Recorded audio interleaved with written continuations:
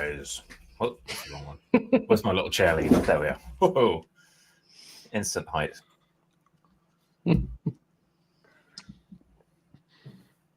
Jack, you You are haven't plugged silent. his microphone in. Hello, and welcome to boy. Let's Drone Out, the professional show where 4 of our 5 hosts have arrived with microphones. Yeah. Oh, there you Hello, are, Jack. and you're listening to Let's Drone Out. Tonight we are joined by our Lord and Master, Andrew / Frank, Hello. the man with the moustache, Stephen, Good evening. my good friend, Koel, Howdy. and my darling wife, Tony. Bonjour. And I'm Bright Firefly. Hello. Hello. Fantastic news, everyone. Koel, you scumbag, you like DJI. Go for it. Do I like DJI though? Really? Is that a thing? Well, you've given them enough money, so Have I though? How much money have I really given them? Yeah, that's the that's point. a good question. I don't know. Not Is much. that The repair something you centre. recorded on air? Sorry, say that again. Is that a number you want recorded and published on air? Or is Well, that something you need to keep secret? No, I mean, to be honest, I don't think I think the only drone I've ever bought, like retail price of DJI, is like the Phantom 3 SE. Ooh. But how many have you bought secondhand then? Mavic Pro. You've owned the most products, though, surely. Out of Okay, all so of I've them. owned Maybe me? Not DJI. I've owned the Phantom 3 SE, the Phantom 3 Pro, the Mavic Pro, now the DJI Mini 2. I don't own any of those other ones except for the Mini 2 now. And then like camera stabilizers. But yeah, I guess I'm a bit of a DJI. Yeah.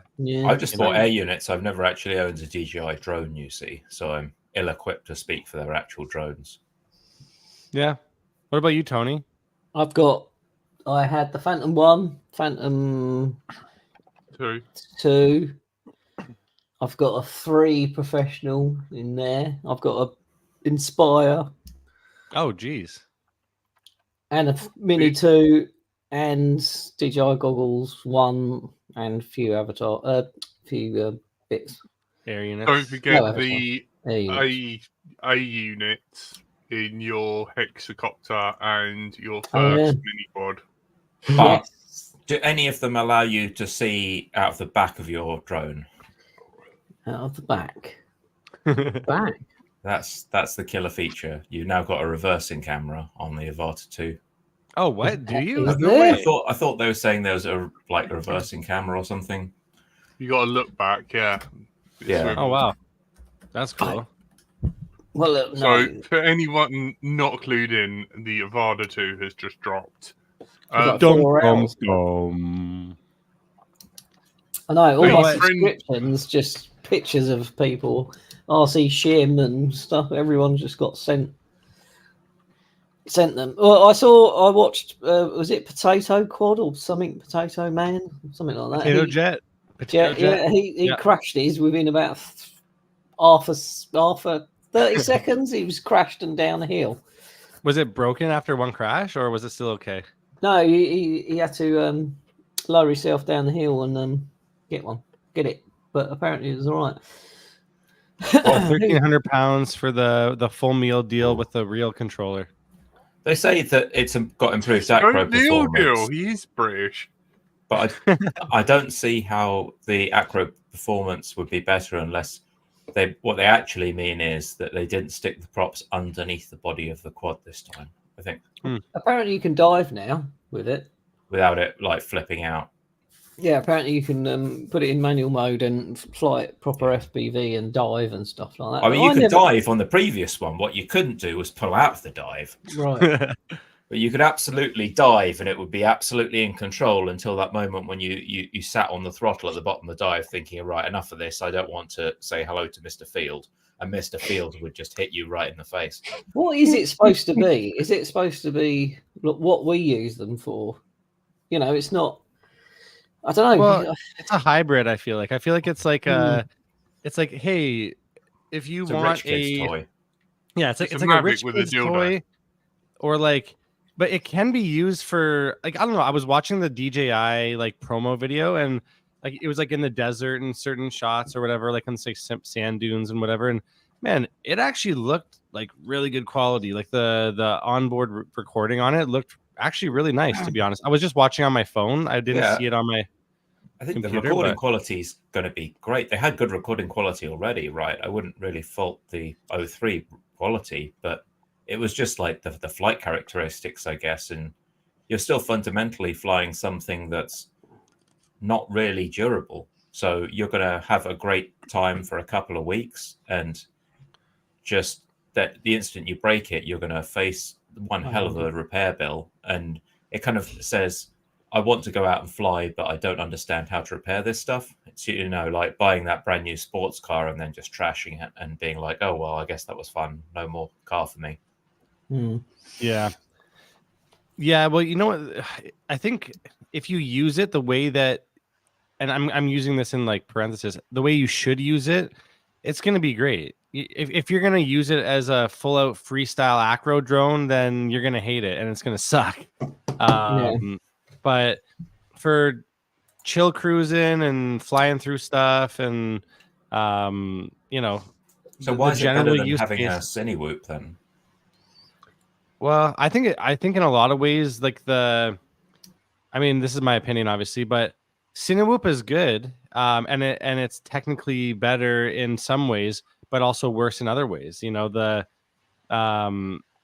with these Avatas or whatever, they have the you know the motion or not the motion detection, the obstacle avoidance, and they have all these like basically all these parameters where it's just so easy to use that, you know, say someone wants to do a real estate fly through, you could probably do one way easier with an Avata than you could with a Cinewhoop, because you see all these guys on these forums with the Cinewhoops doing real estate fly throughs, and all it is just bobbing up and down the whole time, and it looks like shit. And with a say something like an Avata, you don't even have to put it in full acro mode. You could just fly it through in regular mode, and boom, it looks beauty, right? So yeah, I don't know. I think for I don't know, for people that don't want to get too into it, like how we do with FPV, it's the perfect thing, honestly. Except, you know, you can't fix it. But then again, people that don't want to get too deep into it like we do, they're not even going to know how to fix stuff anyways. So they're going to leave it to the companies to deal with anyway. So I don't know. Are they the latest goggles then? Yep. Yeah, it looks like the Goggles 3, I think they're called, where they have like an adjustable head. Yeah, they look nice. They look comfy. Yeah, apparently they're better. Although supposedly the diopters or the diopter adjustments on it are not quite as they don't go as high or low as the previous goggles. And they move quite easily, apparently. Yeah, so I guess, you know, you can probably fine tune it with that little head strap or whatever the hell you want to call it. But yeah. So well, hopefully we're going to get an 03 kit so we can FPV stuff. Is that? Yeah. Although what that gives you isn't really clear. They're saying a little bit of a range boost, but it's not a dramatic range boost. It's like 10 to 13, from 10K to 13K. But like, I guess the thing is all these ratings and whatnot for, you know, up to 13 kilometers. It's like, who is flying in Nevada 13 kilometers away long range? Nobody's doing that. So like, yeah, it's a very silly thing. And I guess with the laws too, with keeping things in visual line of sight and whatnot, like you can't actually do a range test unless you want to break some laws. Maybe it gives you more penetration. What they've probably done is just put the antenna through like an antenna optimization suite, done some modeling on it, and just, you know, they've gotten an extra few percent by not having a rushed antenna design that they did for the first Avata. Yeah. I hear you can change. Sorry, I hear you can change from 5.8 to 2.4 as well. You could have the first one. That's what I've heard. Yeah, so you could do it in the first one as well. Okay. You could, although there's a difference apparently now with this one.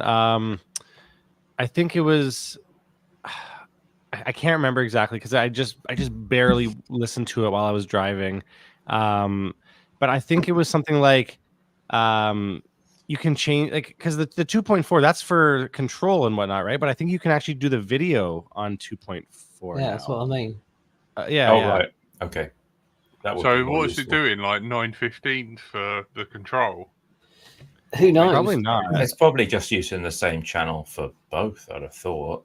Like, Well, it only gives you one channel, so you it's can't got choose. bi-direction. It's got bi-directional, hasn't it? So it could just use the same loop for video and control Mm. because it's already going in both directions for the video. So 2.4 would give you much more penetration, but you'd the gap would be Yeah. smaller, wouldn't it?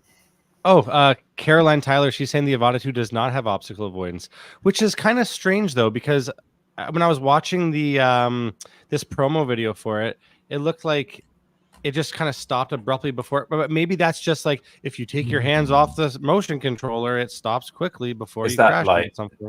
Tesla style marketing where they're like, yeah, it absolutely, it's an intelligent flying product, yeah, and they just walk it up to the letter of the law.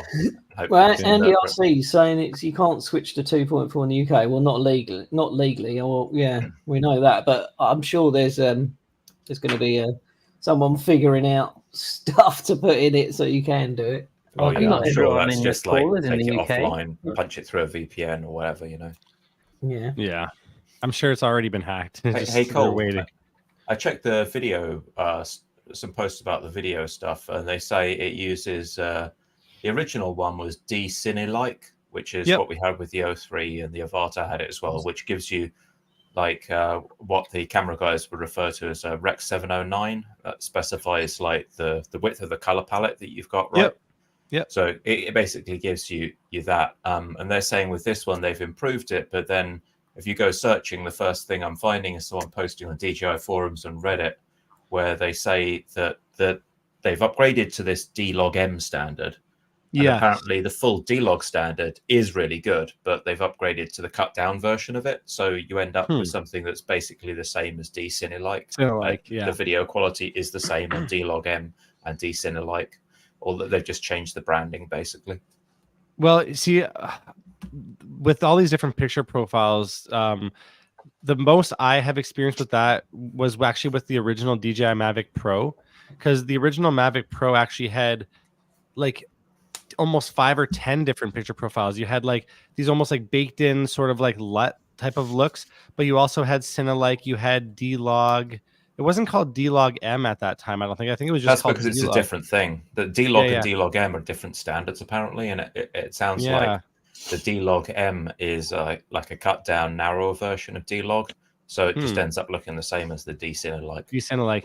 Well, and that was the thing for me. Like I tried D-Log before, and this was all when this Mavic Pro was only shooting 8-bit video, and I never had good results from 8-bit log footage. So I always use Cine-like for the most part, unless I was just experimenting with the other ones. But if it's 10-bit and you expose it properly and you shoot log, then that's great. But I mean, I'm actually interested to hear more about that because I have to do a little research. I should probably hit you up on some of this because I was taking a whole bunch of 10-bit footage out of that, and I just hit the most atrocious like compatibility issues. My TV could definitely play HDR. I watch like HDR movies on it. It's fine, but trying to find something that would play back my HDR and play it at 120 FPS HDR as well, it was a tall order. Like 120 FPS, 4K HDR, everything just spat the dummy, and I couldn't get it. Just chugged away, right? Yeah, it'd like load for 30 seconds and then show me a frozen frame of video and then crash. That was the typical. Yeah, I don't think it shoots in 24 frames either. No, probably not. Yeah, the old Avata and the O3s don't either. Well, they had the routine where your capture frame rate was tied to the goggles frame rate, so you could go down to 30. But then you're looking at 30 FPS FPV, which is bad. Yeah, I mean, I wonder. I think I've had. I don't know if you had this conversation before, but I'm curious what the quote unquote frame rate of analog video is, because it's not a frame rate, obviously, right? Because it's not a digital signal. But Is it like how I mean, it goes by scan lines, I guess, but that's more of like TVL for resolution. So I don't know. I don't actually understand that. I don't know. Like, do you guys know anything about frame rate for analog, or if that even exists? Too much, Cole. Absolutely too much. Yeah. So it's fields per second, not frames per second, and you've got 2 fields making up 1 frame, right? So the standard analog thing was even lines, odd lines, and they just alternate, right? And so each one of those was termed a field, and that's how you get interlacing, because you need an algorithm that takes these 2 fields and then turns it into a frame. Into one. Yeah. Which is how you get progressive video.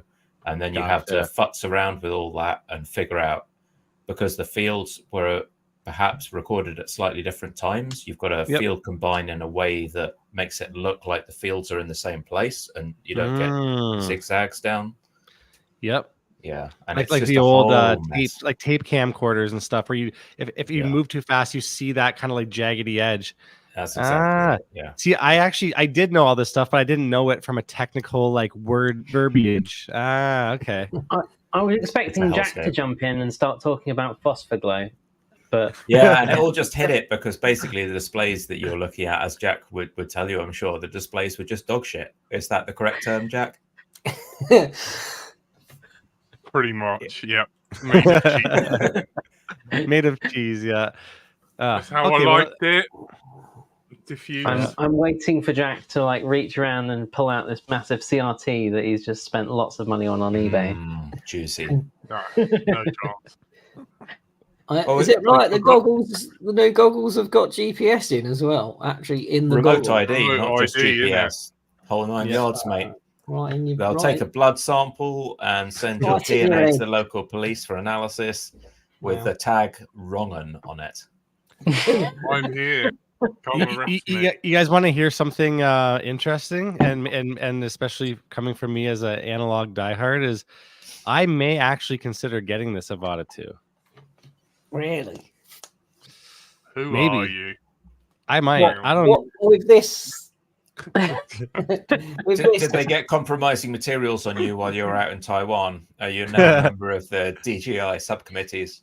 No. I don't know. It's just I watched this one video and the quality looked really good, and I was like, "Damn, this is kind of cool." Yeah, I mean, I'm sure it's good. Just don't crash, right? That's why I said it's a rich kid's toy. Like, it does everything. It's set up. Yeah, there's very little to tweak, but you're going to pay for it. You're straight up going to pay for it. Like, pay for the care package. They're just put down over $1,000 next week. As long as you like get over $1,000 to get up in the air to start with, right? It's like 1,300 quid to get up in the air. Yeah, but think of how much it costs to build your own drone and get everything set up for your own DIY build, man. It's like the same price. Like, I don't know. Are you thinking of this in the context of your professional work, making videos, Cole? Well, yes and no. The only thing, like, my gripe with anything DJI is that, like, this geofencing crap where, like, you could go to a job and then all of a sudden, like, you can't take off because you're within whatever zone unless you do some unlock thing. And, like, that really, like, obviously you still have to follow the regulations and not fly, stupid places and whatever. But I don't know. I had to put in my telephone number the last time I was near. Where was it? Gatwick. Gatwick. It's off you. Tony Dunn Gatwick. I'm going. Taking my ball. I'm going home. No, don't leave us. Anyway, I was near a football stadium, and I had to literally, it wouldn't take off, so I had to put my number in. And I mean, they've got my number now. Like, okay, so with this whole people hating on remote ID and like, or having to put your phone number in to do unlocks, this and that, like, it's crap. Is it actually, like, unless you're being a complete douchebag and doing things you're not supposed to do? Like, if you're gonna fly it and do things you're not supposed to do, you're not gonna put your phone number in and unlock it. So if you're gonna unlock it to do something and you're flying responsibly or reasonably, like, then that should be fine, shouldn't it? I was literally doing a photographs of the roof. It was only 2 stories up, Yeah. So I didn't even have to go high. So Yeah. So it's like, I don't know. I mean, I'm definitely with you or with the people that are like, why do I have to put this information in just to fly my friggin' toy drone or like a little sub 250 anything? It just seems a little bit strange, but I don't know. It's just, I guess it's just the way things are going now, right? So I remember one time it was like, I don't know if it was the Mavic Pro or wait, what was it? Oh, this is what it was. Okay, so yeah, I remember I was trying to fly like a Mavic Pro or a Mavic Mini inside my apartment, and then I was like, well, I'm gonna go off the balcony for a second, and then like as soon as I like went past my balcony, it was like, no, you can't be flying here, and then it like started landing by itself, and I had to like reach over and like I had to like I basically the propellers were like cutting my hands up because I had to grab my drone because it wouldn't go up any higher. Yeah, so that's one reason why I really dislike the whole geofencing crap because it cut my hands up. Damn it. It's a bit annoying, isn't it? Imagine having a car like that where you drove it somewhere and then you go to get back in it and suddenly like the law's changed or an aircraft flies over. Sorry, mate, you've got to push it the next 50 yards. Or it doesn't have quite a good enough GPS signal, so it thinks you're somewhere else. And it just suddenly goes, no, I'm a paperweight. I'm not doing anything. You've bought me. You own me. You're a responsible adult, but I say no. Well, it's like what happens in video games, right? There was a quote by EA or some, captain of industry douchebag who said that people have got to get used to not owning things.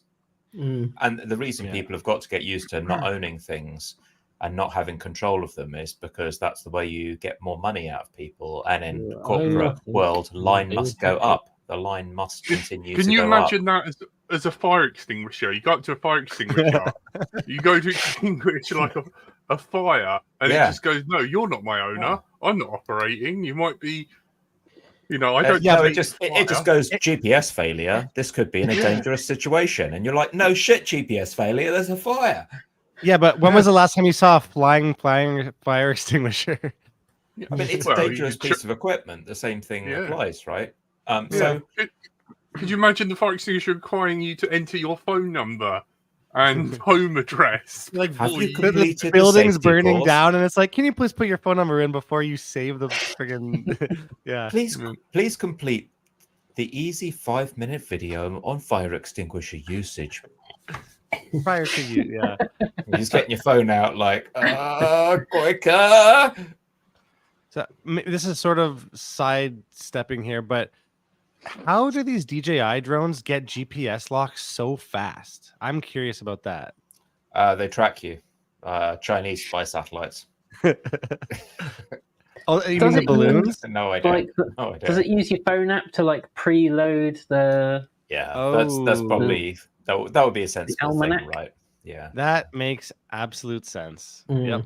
And they probably manage the GPS almanac because you can do stuff like pre-warming the almanac, whereas we never do that as hobbyist users. We just wait for it to be built every time. Whereas if you've got a computer attached to it, you've got so many options.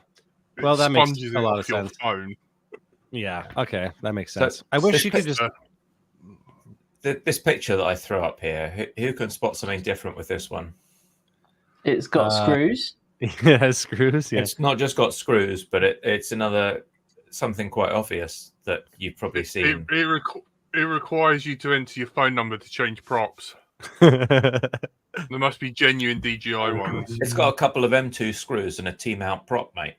Yep. That is a standard T-mount prop on a DJI drone. Ooh. Dum dum dum. Oh, the times and how they're changing. So instead of paying like 30 quid for a set of props, you can now just grab a set of gem fans for 2 quid. Is that actually confirmed? It is definitely the standard and not like half a millimeter smaller or something. Oh, yeah, they made their own 2.2 millimeter or something. Yeah. Just like or you need that orange bit in the center as a dowel. Well, we'll find out soon enough. How long will it take a 3D print mold to appear if that is the case? Well, my other question then too about these propellers, like people I see they would upgrade on the regular Avata, they'd get the propeller and the motor upgrades and stuff. Well, I mean, these quads are kind of like pre-tuned and pre-built to spec with those specific props, right? So are you gonna like what are the flight characteristics and how is it going to affect it if you put on non-standard props? I guess we're going to find out. Yeah. Yeah. I also, but how often are you going to destroy those kind of props on a ducted quad? Is it pretty easy? I've never flown a ducted quad before. I've still got the same ones on mine. Yeah, I never break props on whoops. They're like it's really hard to break them. Yeah. On your paper shredder, Tony. Yes. Is it true what Andy RC saying? So if you buy this, Koel, no Vista and no O3 support, so you can't even use these new goggles. Yeah, Yeah, because they're going to come out with the O4 air unit, obviously. they say it may be added later, so it probably means wait fucking 8 months, and then once we've And then we'll have monetized new all the goggles and everything. yeah. Once we've rinsed the market and forced everyone with spare cash to upgrade, we might think about dropping compatibility in a patch. Honestly, I'd say the only real I don't even care about the backwards compatibility thing, because with DJI, that's basically you already have to go into it knowing that they're gonna bend you over anyways in that regard. So I mean, hypothetically Between speaking, consenting adults. yeah. But at the same time, it's like I think the biggest thing for me is honestly just the fact that if I want to go fly somewhere, I might have to put in credit card and telephone information to fly my freaking drone. That's like the stupidest thing I've ever heard. Like, I get it. They want to, I mean, again, this is my opinion. Any views and blah, blah, blah, blah expressed. I don't know. It's just like, Sorry, if I want to fly my tiny little quad somewhere that's not close enough to an airport or a helipad or whatever, it's like, why like that? Just, I don't know, it doesn't make sense to me. And maybe it's because I came from the early days of DJI where that didn't really exist, and then now that's like kind of like standard, but I don't know. Tony, that is literally what I was about to type. I think I done an LDO from the bath once. So Andy, yeah, even better, mate. That's how much I got. I was like, this reminds me of a post I saw recently that actually came out a while back when people were talking about printers, and you know how HP are kind of like DJI for the printer world, With the just ink like and everything, try and right? monetize everything and be a complete pain to their customers. Yeah. And it was this article off The Verge, which is the brother, whatever it is, everyone has it. It's in the back of everyone's video calls. And the quote on the right just absolutely named it. The brother, whatever it is, will print return labels for online shopping, never run out of toner, and generally be a printer instead of the physical instantiation of a business model. And that's what I kind of think we're discussing here with the Avata 2, that it's kind of the physical instantiation of the business model part is starting to show up, right? And it's looking more and more like this is a way for DJI to gather data about you and kind of reach into your pockets and generally, you know, jab you in the ribs and say, look, no one else is making one of these. You're running out of choices. Yeah. Yeah, I not don't run know. out of toner because the labels are the ink. Is it a thermal printer? No, it's just a laser printer that's got effing massive cartridges, unlike the HP ones where they just nickel and dime you and give you tiny cartridges and then charge ludicrous amounts of them. Is that a color printer? Because if it's a mono laser. It's a mono laser. There's a freaking HP printer right here that, like, what you do is you just go to the random Joe Schmo printer ink place and you get refills for like a third or fourth of the price. Yeah. But the stupidest thing about it is the cartridges, like, you think when you buy an ink cartridge, the whole thing is like full of ink, right? No, it's a little sponge that's like soaked up the tiniest, babyest amount of ink, and then that's what it is. And that's why it runs out, because that sponge dries up over time, and it's like it's so stupid. Yeah, that's why I don't buy like rocket fuel. It costs more than gold per weight. Printer ink, HP printer ink specifically, and yeah, you and I, Koel, push it to the limit. I'm lumbered with an HP printer someone else bought, and I refuse to internet connect it. I wire it up via USB to like some little router that I've got that runs Linux, and that's how I get it on the network. And I buy knockoff cartridges, but most people they're like, oh, it's £70 for a cartridge. I guess I'll just pay it. And so goofy. And that's how they and get then away with and it. then in 3 months, it dries out, and they're like, oh no, I guess it's all out of ink. I better get another one. And that's because they've got like a massive presence in the market where people walk into a shop and they're like, oh, I guess I just have to buy this because I don't understand the concept of choice. Well, with DJI, like, if you want something that does this, unless you can build it yourself, there's no choice. Yeah, there's no choice. There's nothing. No. But I guess my question is if they're the only ones doing it, or the whatever, why is there no competition? Why are there no other companies trying to do that? And then I guess maybe just because they don't have the resources, or just the R&D that goes into it, or I don't know. They've all given up, right? Or they've been bought out, and then like Teal, they're doing military hardware, right? Yeah. So Red Cat had a few of them, and they kind of just gave up. Moved over to do military and security services hardware. I guess it's like, I always think of DJI as the Apple of drones, and I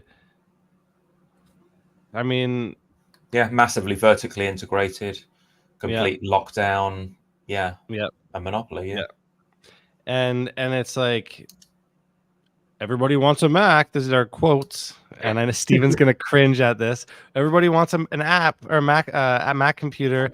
Everybody wants a DJI drone. It's like, it's just kind of. I feel like there's a similar, like, in terms of like the Apple devices were originally sort of, or at least from my perspective, originally sold on being like really good for like graphics design and things like that. I feel like DJI is a similar kind of personality of like that's the sort of angle they're aiming for, is kind of that's the angle they originally went for. And I think they're actually, interestingly enough, Frank, they followed the same trajectory, because Apple, if you look at their latest stuff, that if you're doing video production, you're kind of hamstrung if you're doing an Apple, because all of the product SKUs are tailored towards people who want something that looks pretty when they're sitting in expensive cafes, and not really a massive number crunching thing that can take 100 gig video file and just strip it of data and run through it and convert it. It's not unless you drop 10K plus. Yeah. And I think if you want a serious Mac machine that can do that, you got to spend upwards of $5,000 easily. It almost feels DJI is going through the same thing, where they were really video production tools, and now they're kind of looking cool toys, a bit like a fancy Mac is now. I don't know, what do you guys think of that? Are they fancy toys rather than serious tools? Well, it depends which level of DJI stuff you're talking about, because the Inspires and these like crazy agricultural quads and the matrices. Yeah, exactly. And like what is it, like the Tigris or Tagris or something it's called, and their higher end stuff is used on like actual commercial and professional basis, whether it's agriculturally cinema stuff or police. Whatever. Police, exactly. Like technically all the stuff that we're getting in the consumer side of it, whether it's the Mavics or these little Avadas or the minis and whatever, we're getting the trickle down of the actual good stuff, right? And it's getting hyped up with marketing, and people love it, and it makes sense, because it is like, you can't deny it is cool tech, and they're packaging it in such a way that it's enticing to the general population, or anybody who's into this kind of stuff. So anybody that doesn't want to dive too deep, I mean, it's like, oh, $1,300, $1,500, like, sweet, I can get a cool drone and I can do cool stuff with it, and if it breaks, well, then I've got DJI care and they'll fix it, and whoop-de-doo. I want an agricultural drone. And they're massive. They're huge. There's a company in America that go to farmers' fields, and literally they've got hot swap batteries. They just like that. Yep. Fill the drone up with the pesticides. Yep. Plan the route. They probably planned it yesterday because you can do it all the day before, and then just go bing, and it takes off, flies, does the bit, come back, hops what the batteries, top up, boom. Dude, they're insane. Yeah, I think it's called it's the DJI Agris or something. There's like, dude, they're like $40,000, and I was watching videos of people like holding onto it and like going for a fly, holding on to these big industrial kind of drones. But Sheldon the had interesting one of thing those, is like that kind of application where you're in the middle of nowhere, it's over a field that's like not got any roots over it. Like you wouldn't need any particular certification, right? What you would need is insurance, because at least in the UK you need a commercial level of insurance. You need like a commercial aviation insurance to do anything in the UK with drones that earns you more than like a pint of beer worth of benefit. So, well, speaking of which, yeah, exactly. And there's been this announcement this week from FPVUK that they have upgraded their insurance to be up to this commercial aviation standard. So, entertainingly, it covers like hijack, and it covers all this kind of stuff that you're like, yeah, it's not really an issue for a quad, but it's the legal requirement, and now FPVUK cover it as sort of as standard as part of their system, which is, you know, that's pretty cool. Yeah, I was curious about the pricing because I remember when I was in the UK. Wait, was it last year or no? It was a couple of years ago now. I had I got the insurance or whatever through FPVUK, but I'm wondering if did the prices go up in the last little bit, or I think they have gone up a bit, but not a huge amount. I mean, it's still like for their basic level, it's £25 a year. I mean, that's to be covered commercially up to it's up to £15,000 a year turnover. So, you know, by that point, you can probably afford to spend a bit more. Yeah, totally. That's pretty nice. nice. That's £5 million liability on public and product liability coverage. That's not too shabby. Yep. Absolutely. Yeah. Tony could go do Gatwick again, perhaps. And it's you know, it's a real selling point they can absolutely have over the BMFA, because for a long time it's been sort of a contest between the BMFA and FPVUK as to what FPV pilots go for, and now FPVUK can say, well, you know, ours is A, cheaper, and B, has a plastic membership card. I mean, come on. And a sticker. Don't forget about the sticker. Don't forget, like a lot of BMFA people don't know how to use a phone, so that plastic membership card will have them coming over in droves. They can put it in their wallet. Yeah. I want socks and sandals with that. Yeah. Exactly. Socks and sandals would give parity to the two offerings, in fact.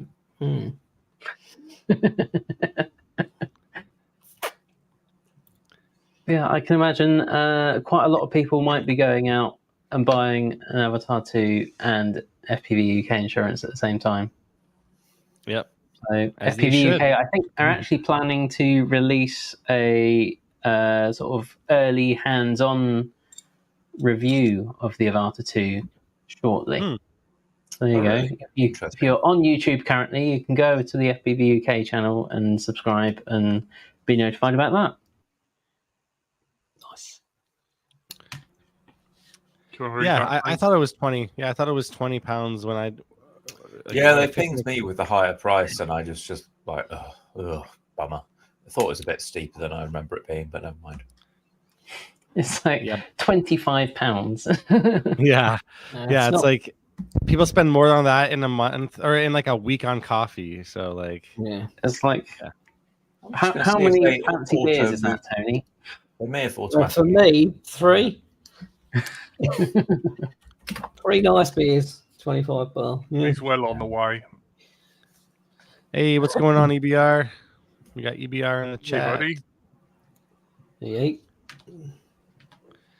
Yeah. Yeah, it's it is interesting though. Like these topics are, it's definitely a topic of discussion. So it's good to talk about, I guess, because you know, has to be done. I saw Caroline, who has been confirming a lot of things in the chat, most of which is things that we've said that are wrong about the Avatar 2. But yes, we Caroline don't say anything wrong. Caroline does confirm that it is standard fitting for the props. So there you go. That's a nice thing. Accurate journalism. That's what we stand for here. Accurate journalism. Oh, actually, sorry. This is one thing we didn't talk about on the Avata 2.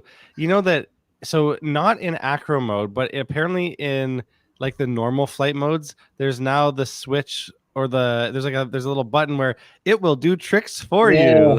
You press the button and it does a roll. Yeah, press the button, it does a flip, it does a roll. Hubsan X4, where you like press the button and did the direction, it does a little flip. Nice. Yeah. I mean, yeah, this is truly what I mean about like it being a bit more of a toy and less of a serious tool. Like, well, it depends on whose hands it's in, I guess. Like, no, it doesn't. Like, that's a toy feature. That's straight up a toy feature. Well, that feature, yes, but if you were to give, say, I mean, I'm not even gonna, I don't know who to name, but if you were to give, say, a pro drone guy that drone and he's not flying it in those silly, gimmicky modes, he's gonna make it look great. Like it doesn't matter. Definitely easier to do a shoot with one of them now than it would be with going to grab a Cinewook. But the only other type of quad that gives you a press a button to do a flip thing, they are like children's toys. This is not a feature found on anything outside of a children's toy. So no, you're right, and it's literally it goes back to exactly what you said. You're right about it. It's a toy where you can do tricks like the real guys do.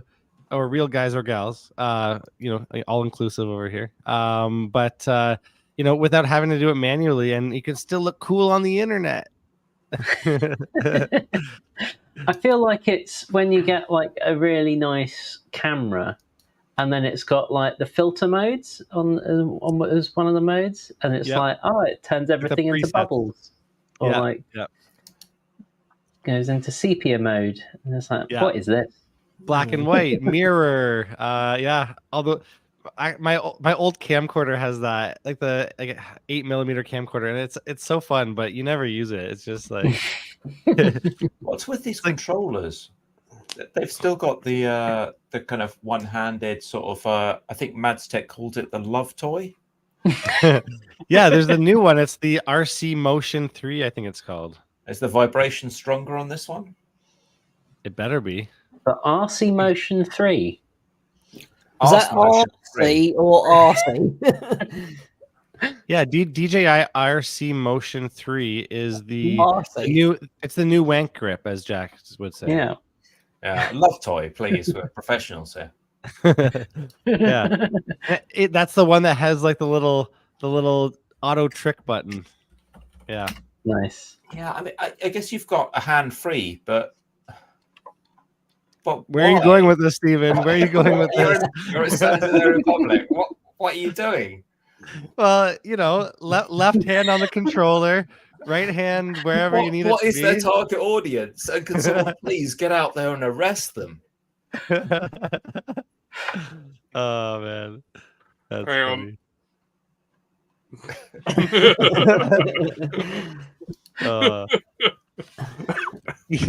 Andy RC says easy reach around. The old RC reach around.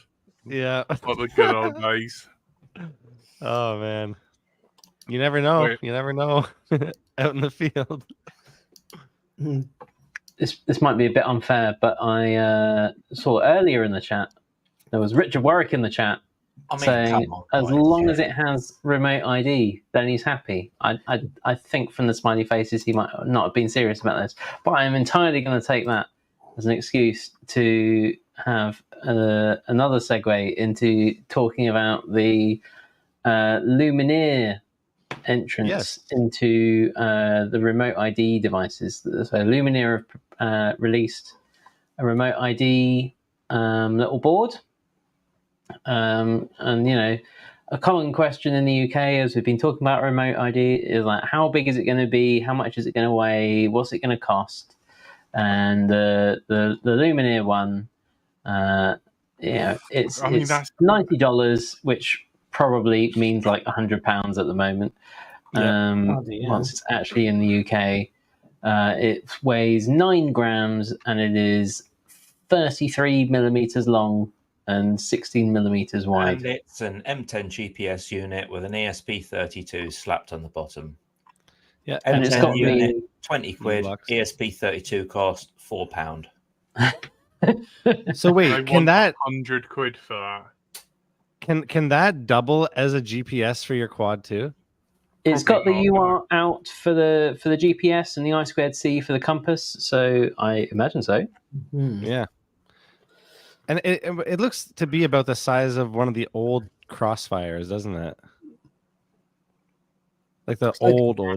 It's like the same width as an M10, but it's probably double the length. So I guess that if that's a 20 by 20, you're talking 20 by 40-ish. So have That's I got to buy 33 of them? No, Or just can they be hot swaps or what? oh, does it have to be per? Yeah, that's a good question. Does each quad need its own RID module, like separate and Or is registered? do I register it for Probably. me?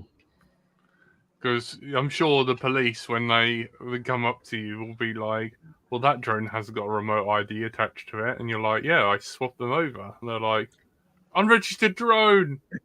And, And this Yeah, is but- with the Bluetooth broadcasting the location, right? And there's talk about when we actually implement it in the UK about it not being that way, about it doing it some other way, but they haven't quite worked out how.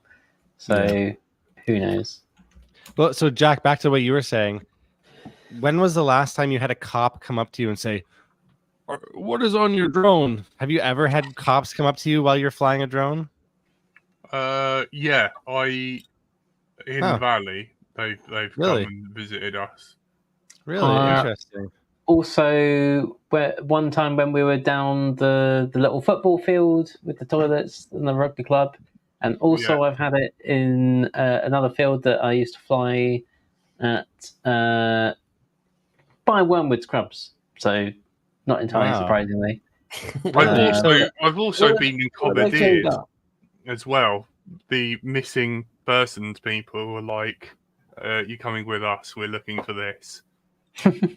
Really? Wow. Oh, Yeah, that blew. I We can't had say to- I've never had cops. I've never had a police interaction. I don't think ever, even once, in as long as I've ever flown Yeah, FPV you're or lucky. Mavic. Yeah, it was just like the commandeer was quite funny because it involved kicking Gavin into his own van so that they weren't aware of him because he smelled Well, they could probably smell It's it. probably smell him, yeah. yeah, and they were like, "This is what we're looking for. It's going to take an hour for our guys to get here," and that blew. Oh, what? So you were flying drones for them? Yeah, which sucked. Jack, what are you doing? That What Yeah. can you do? What can you do? Like, No, I'm just kidding. I'm totally joking. Remain silent. Jack's a narc. Jack's a narc. fucking bullshit. And I was like, No, dude, if a cop came up to me and they're like, "Hey, we're looking for a missing person. You have a drone suite. Help me out." What are you gonna do? Say, "Fuck you guys!" Like, I did Right. tell They're, them. they're really good at finding dogs, lost dogs. Mm. yeah. Especially when you attach a sausage. Lowering the sausage down into the woods. That'll make it such a great shirt. Hanging off the end of it. We should do it. We should do a batch of FPV. Tony shirts. attached tactical sausage. Have we still got a shop? Can we do this? Can we make some t-shirts for the summer? I need some more t-shirts. I think we A should maybe tactical do sausage t-shirt. Yeah. There's quite a lot of designs we could do. I especially want some of Jack's drawings on it as well. Some of which we could even get printed on a t-shirt. Yeah. If you want more drawings, I am doing. Chat. What designs would you like on a shirt? Oh yeah. Hey, look at that! Like that. Can you spot the problem? Yeah, and it been wired up polarity-wise incorrectly. That's brilliant. So that we should sell them. I'm just sad because this is too small. This won't fit me, Jack. This is for Doro. I wish I had one. I know. We should do a range of LDO batteries that all come with the XT60 on backwards. Well, like the wires like are on sleeves the other colours, yeah. I think we should do some t-shirts, definitely. Yeah, Koel had an interesting battery delivery. Do you want to tell us about that? Oh, you should, yeah. Can you one show second, the I'll go grab 'em photo? quick. I'll go grab 'em. That was quite funny. So Koel had a delivery of batteries, and they wedged them into his post box, and he had to just cut the box and remove the batteries because he couldn't get the whole box out. So he had to remove the insides and like. I'd have loved to see the guy put in the box in there, like with his shoulder. I know. Where is it? Where did he send it? Was it in the LDO? Yeah. I can't remember, but it did. Let me it did find make it. me laugh. Dude, it was so annoying. So I have the tiniest little mailbox thing.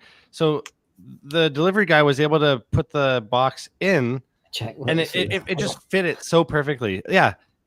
Literally, like, I had to destroy it to get it out, because if you look on the right hand side of it, Jack, if you zoom into like the right hand side of it, there's like a little, like almost like an edge where it'll go in, but it won't come back out because it's kind of like stuck in there. So I literally had to just take my key and like cut the box open. And I literally, like, actually my hand got cut up a little bit from trying to like get it out at first, but yeah, I did get a new battery. I got me a 3000 milliamp It hour. seems Yeah, like it shouldn't be a problem. And no, then but if you look on the right, when like the proper not broken one, it fits perfectly. But there's just a little edge on the right where like it will go in, but it won't come back out. Yeah. Yeah. But I want to try out this lipo for my 7-inch because I've only flown lithium ions. It's just a 3000 GNB, and I discovered what the hell these things were. I'm like, what are the point of these plastic things? I guess it's just to cut them off immediately. Yeah, is it useless basically?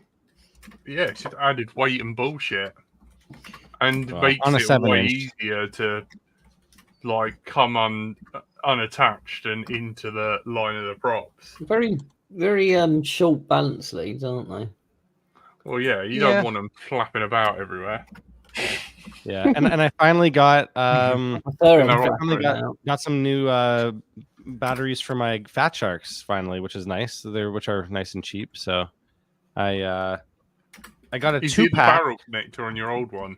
That's screwed. I don't know. I don't know what it is, but I had some weird thing where there were a couple. This was actually really messed up, really weird scenario. Where there was one time when I was flying, and all of a sudden my goggles like stopped giving me video. Like they were still technically on, but I think it wasn't giving enough power to the receiver.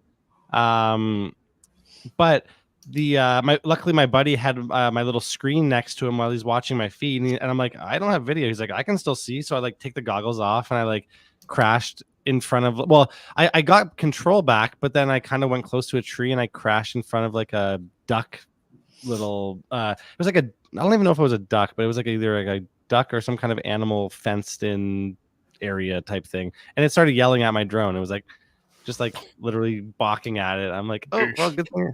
Yeah, goose. I think it was a goose. Yeah. But in Canada? No, this was in Taiwan. Oh. Yeah. I wish I wish I could show you. Maybe I can show you. Do you want to see it? Maybe as we know it from now on, a dog duck. It's actually pretty comical. Didn't we see it last time? Did I show you guys the crash and the Oh, And it might have been after hours. It might have been, yeah.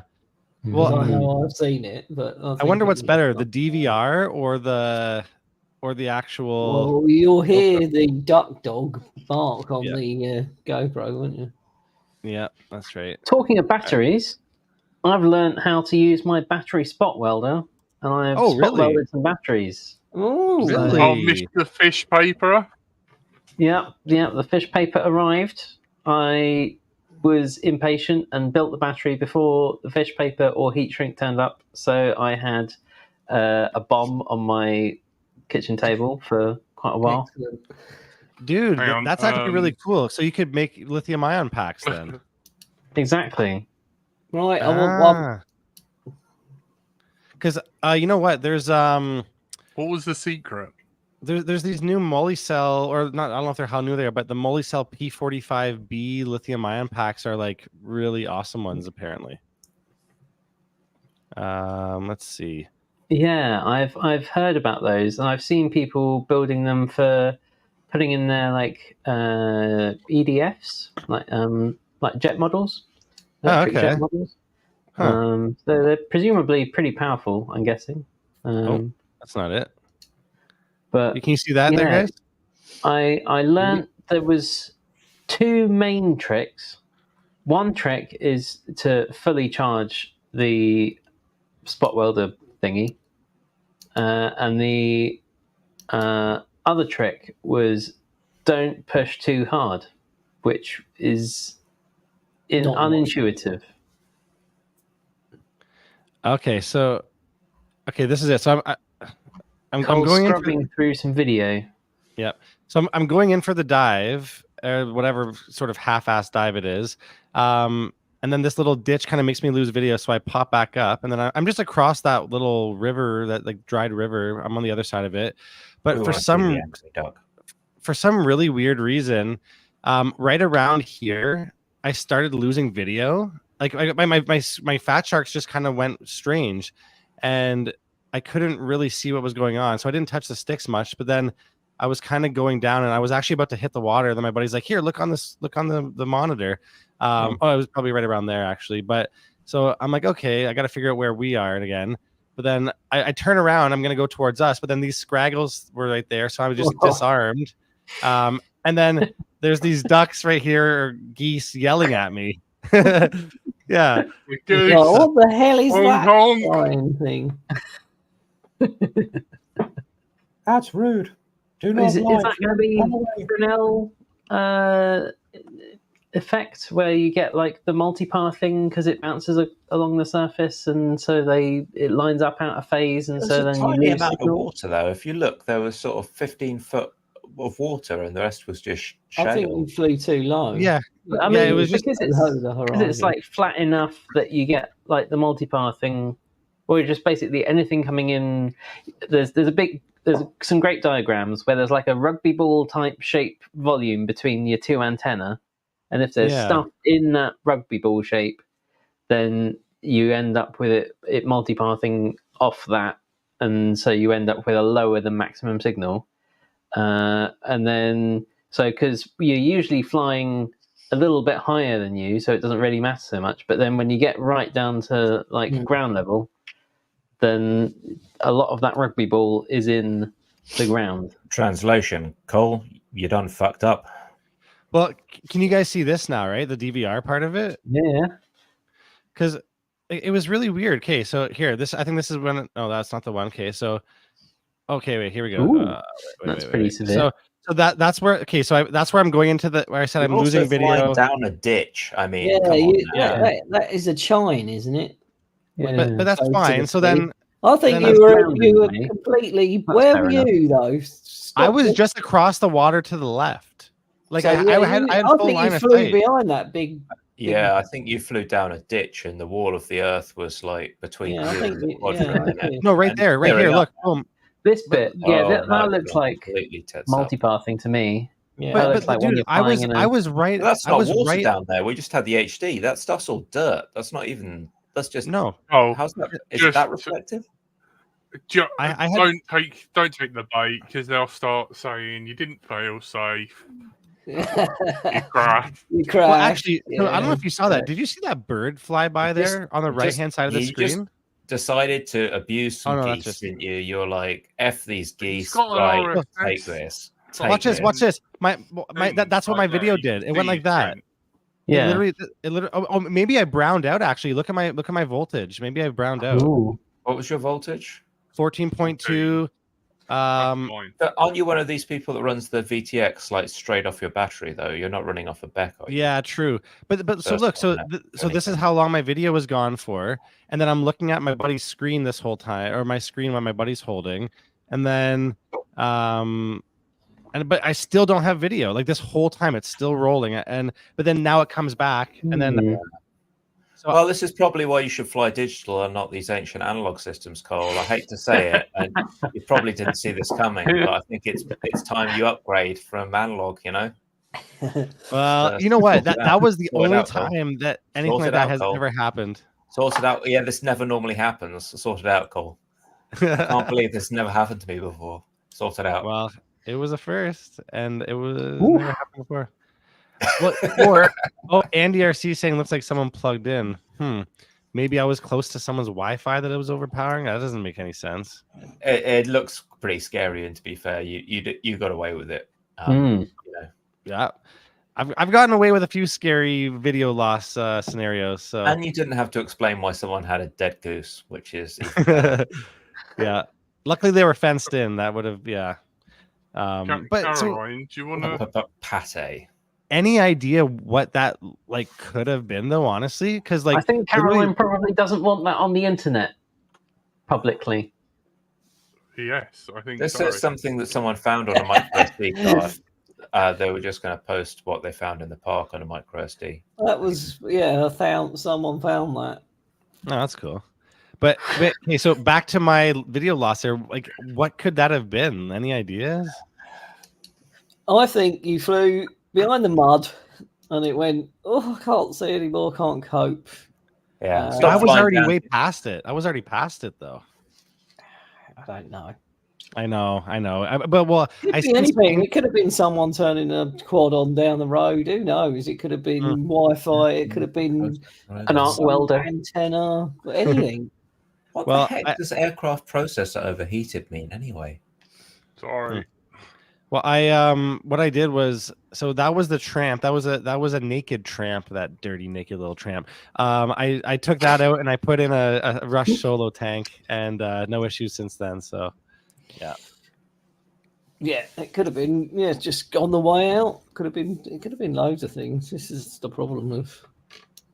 My betting is if you take your old battery apart, I think it's the barrel connector. But with the barrel connector, No, that doesn't seem plausible no, because it would go bang. goggles were still on. Yeah, it would. Yeah, don't it beep at you first? Huh. Yeah, it does. It does. And Andy RC saying black screen on analog is usually someone turning on or voltage. Yeah, voltage is too high for brownout. And the other side of it too was I used that same quad for the next week, flying at bandos, flying on the side of a mountain, a bunch of stuff, and no issues. So, yeah, just really odd. And it scared the crap out of me. It was literally we were going on Worst feeling ever when you can't see when you're flying. It's I happened think to that me was a the couple first of times. time. That was the first time that anything that seriously bad happened, and that was my first pack when we were going on a trip around the island, and that was like my first actual flight. And I'm like, oh great, well we're off to a great start here.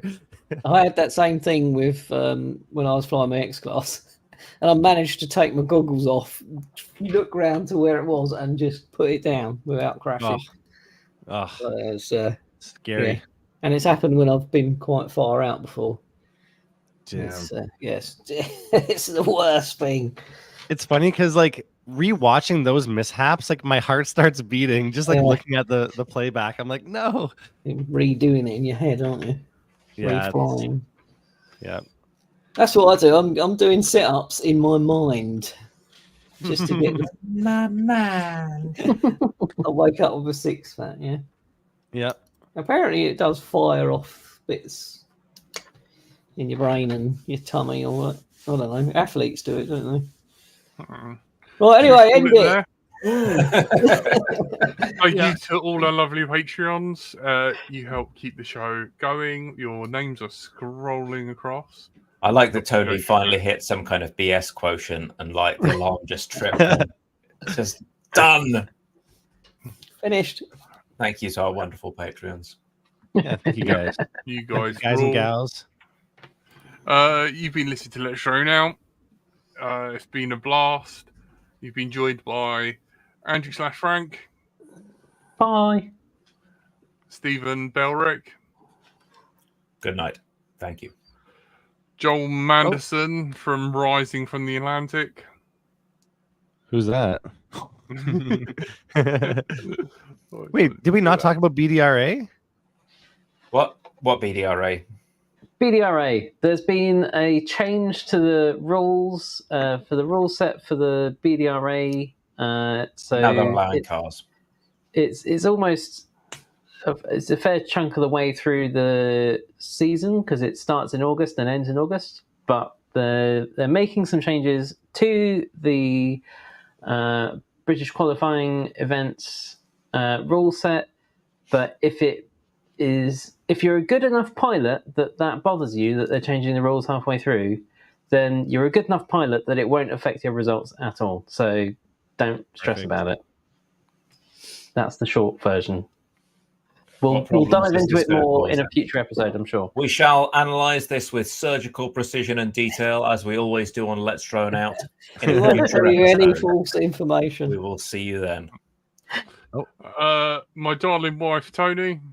Au revoir. And I've been the ever-loving husband. Thank you. Good night. I've had no loving off you. Bye. Bye. You will if I let your dog in. Meow meow.